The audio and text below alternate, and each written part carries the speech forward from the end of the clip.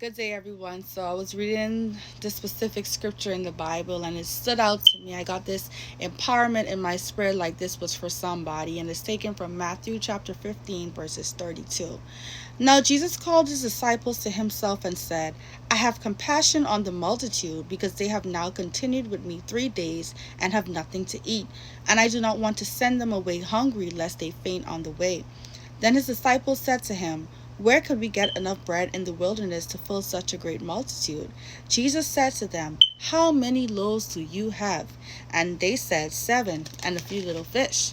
So he commanded the multitude to sit down on the ground. And he took the 7 loaves and the fish, and gave thanks, broke them, and gave them to his disciples. And the disciples gave to the multitude. So they all ate and were filled, and they took up 7 large baskets full of fragments that were left.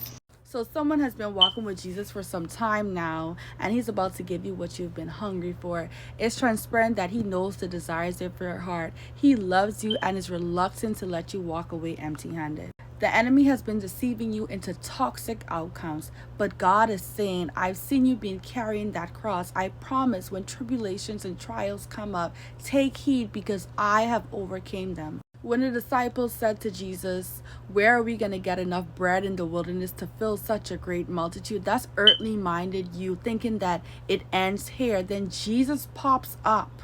How many loaves do you have? Basically saying that what are your struggles, because he said that I am the bread of life.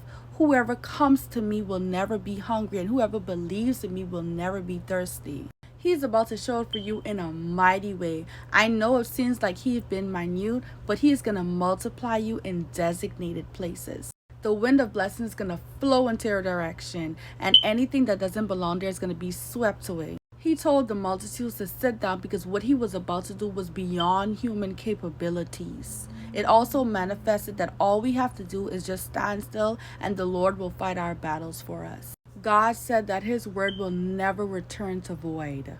David said in the book of Psalms, I've never seen the righteous forsaken or his seed begging for bread. I started getting hungry for Jesus while waiting at his table, and the food miraculously ended up on my plate.